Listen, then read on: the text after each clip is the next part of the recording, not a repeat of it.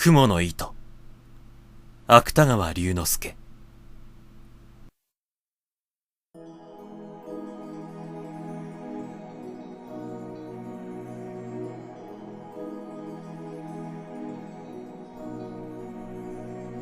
ある日のことでございます。お釈迦様は極楽の蓮池の淵を一人でぶらぶらお歩きになっていらっしゃいました。池の中に咲いている蓮の花はみんな玉のように真っ白で、その真ん中にある金色の髄からは何とも言えない良い匂いが絶え間なくあたりへあふれております。極楽はちょうど朝なのでございましょう。やがてお釈迦様はその池の淵にお佇みになって、水の表を覆っている蓮の葉の間からふと下の様子をご覧になりました。この極楽の蓮池の下はちょうど地獄の底に当たっておりますから、水晶のような水を透き通して三途の川や針の山の景色がちょうど覗き眼鏡を見るようにはっきりと見えるのでございます。するとその地獄の底に神田田という男が一人、他の罪人と一緒にうごめいている姿がお目に留まりました。この神田田という男は人を殺したり家に火をつけたり、いろいろ悪事を働いた大泥棒でございますが、それでもたった一つ良いことをいたした覚えがございます。と申しますのは、ある時この男が深い林の中を通りますと、小さな雲が一匹道端を這っていくのが見えました。そこで神田田は早速足を上げて踏み殺そうといたしましたが、いやこれも小さいながら命のあるものに違いない。その命をむやみに取るということはいくらなんでもかわいそうだと、こう急に思い返して、とうとうその雲を殺さずに助けてやったからでございます。お釈迦様は地獄の様子をご覧になりながら、この神田田には雲を助けたことがあるのをお思い出しになりました。そうしてそれだけの良いことをした報いには、できるならこの男を地獄から救い出してやろうとお考えになりました。幸いそばを見ますと、翡翠のような色をした蓮の葉の上に極楽の雲が一匹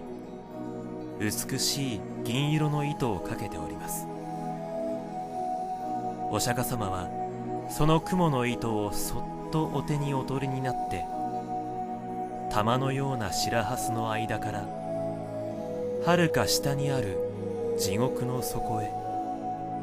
まっすぐにそれをお下ろしなさいました。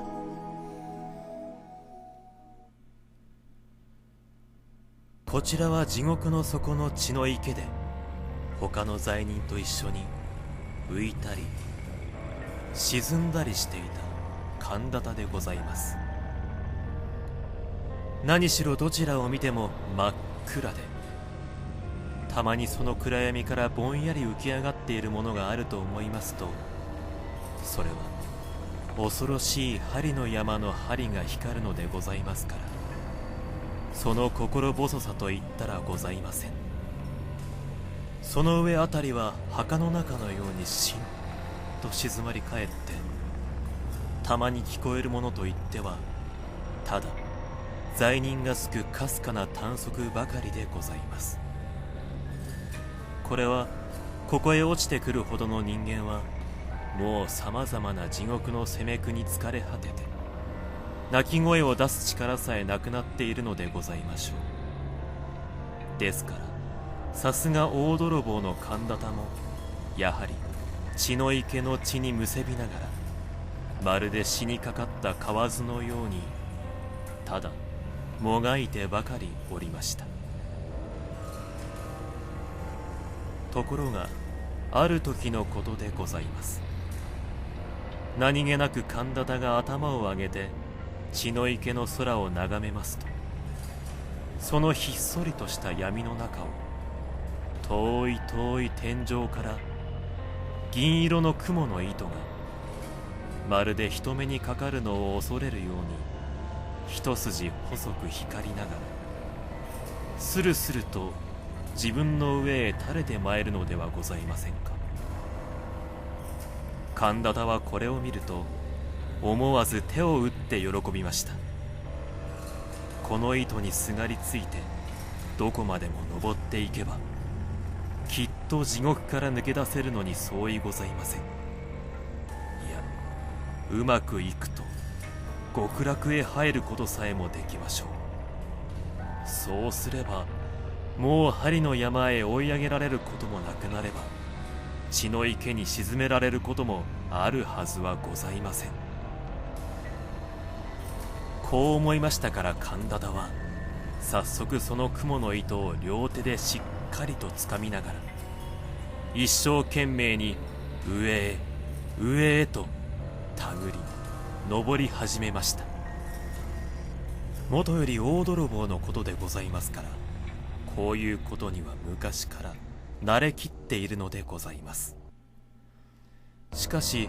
地獄と極楽との間は何万里となくございますから、いくら焦ってみたところで容易に上へは出られません。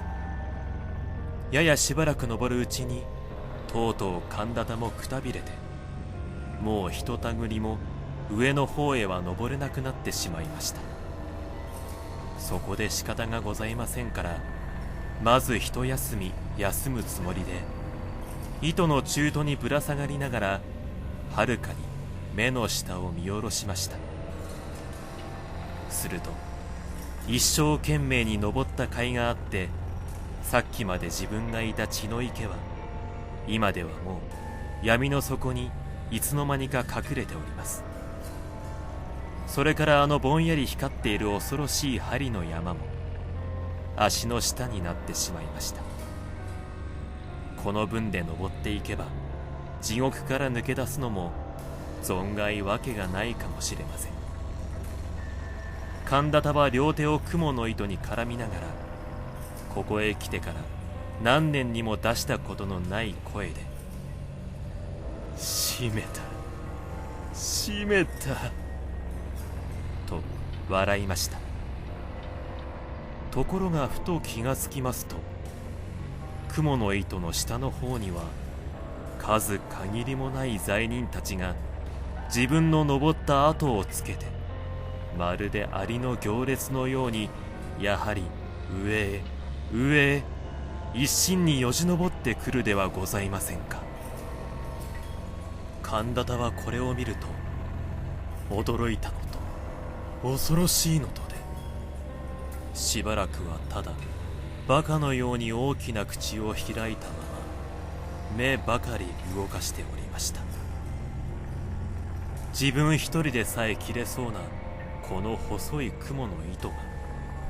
どうしてあれだけの人数の重みに耐えることができましょう。もし万一途中で切れたといたしましたら、せっかくここへまで登ってきたこの肝心な自分までも元の地獄へ逆落としに落ちてしまわなければなりません。そんなことがあったら大変でございますが、そういううちにも罪人たちは何百となく何千となく真っ暗な血の池の底からうようよと這い上がって、細く光っている雲の糸を一列になりながらせっせと登ってまいります。今のうちにどうかしなければ糸は真ん中から二つに切れて落ちてしまうのに違いありません。そこで神田田は大きな声を出して「こら罪人ども、この雲の糸は俺のものだぞ。お前たちは一体誰に聞いて登ってきた。降りろ降りろとわめきました。その途端でございます。今まで何ともなかった雲の糸が急に神田田のぶら下がっているところからプツリと音を立てて切れました。ですから神田田もたまりません。あっという間もなく風を切って駒のようにくるくる回りながら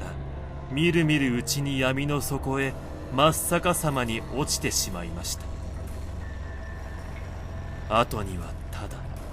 極楽の雲の糸がキラキラと細く光りながら月も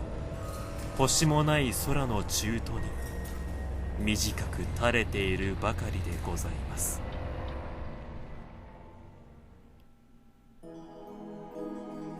お釈迦様は極楽の蓮池の淵に立ってこの一部始終をじっと見ていらっしゃいましたが、やがて神田田が血の池の底へ石のように沈んでしまいますと、悲しそうなお顔をなさりながらまたぶらぶらお歩きになり始めました。